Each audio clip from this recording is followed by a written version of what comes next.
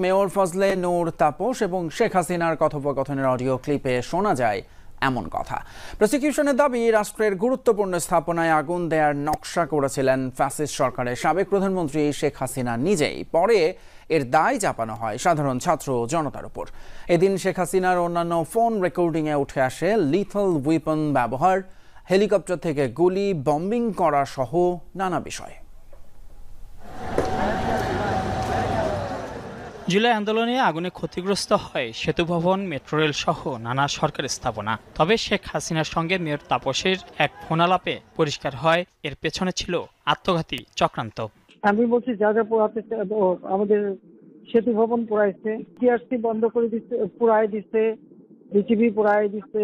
বুধবার কারিগরি ত্রুটি সারিয়ে বেলা 1টার দিকে শুরু হয় শেখ হাসিনার বিরুদ্ধে তদন্তকারী কর্মকর্তার সাক্ষ্য গ্রহণ। জবানবন্দিতে বিশেষ প্রসিকিউটর জানান, ন্যাশনাল টেলিকমিউনিকেশন